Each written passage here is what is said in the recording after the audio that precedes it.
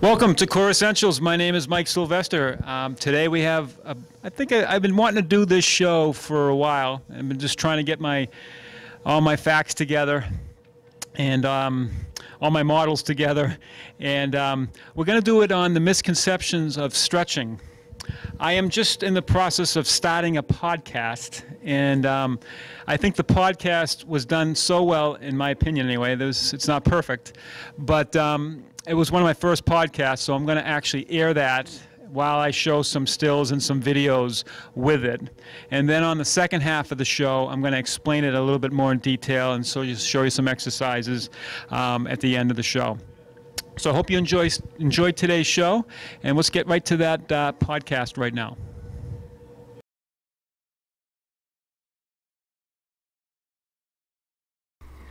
Welcome to Core Essentials. My name is Mike Sylvester, and welcome to this edition of the podcast 512.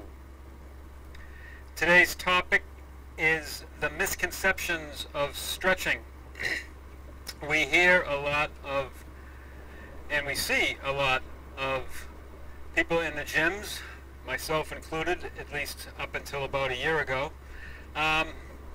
just stretching muscles because, they're tight. Makes sense. Stretch a muscle if it's tight. But there's a lot of misconceptions in terms of why a muscle gets tight, and I think it's important to actually talk about that. So in the next 15 minutes, we're going to talk about the misconceptions of stretching and what we can do to improve not only flexibility, but the ability to actually go through a range of motion and be stable. I listened to a gentleman named Greg Roskopf about maybe 2 years ago. He was on PT on the Net, which is a online,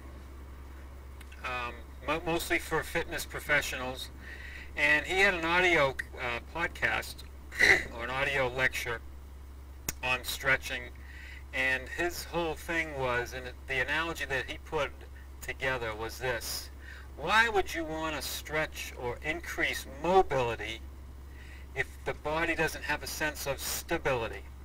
A perfect example that Greg gave so eloquently is, if you're walking on ice, you shorten your stride instinctively because you don't feel stable.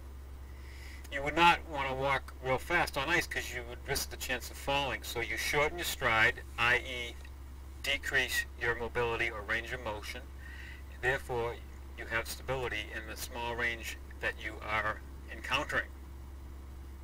Much the same, the body works much the same in terms of just regular everyday living. We got to first understand why a muscle gets tight in the first place.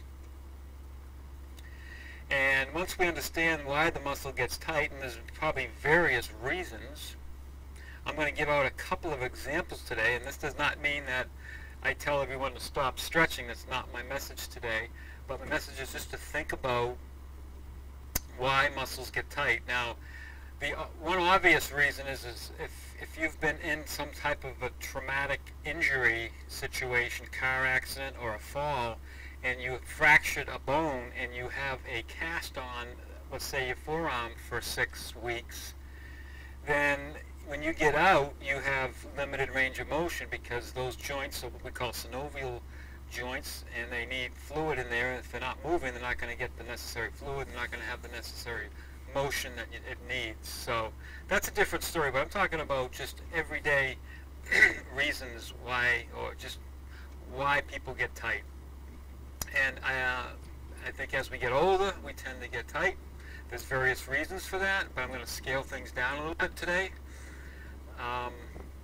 One thing that I want to mention is a woman named Shirley Sarhmann written a book, many books. One of the books she wrote, though, explained a lot about flexibility. Now, if you had someone lying on their stomach and you had them bend their knee and see how far they bend their knee, and if they can only bend their knee 90 degrees and there's no pelvic motion or no pelvic movement, then that's okay. If on the other hand you're going up to 90 degrees and the hip is lifting up, that means that the pelvis is not stabilized when you're trying to go through that range of motion. So again, why would you want to have mobility if the body doesn't have stability? In this situation, the hips are moving, they're not stabilizing. So again, the body is always wanting to be stable in order for it to get increased range of motion. So I think the biggest benefit, or one of the benefits of yoga, is that it does just that. It puts you in positions where you're going to be challenged in terms of balance and stability. At the same time, you're improving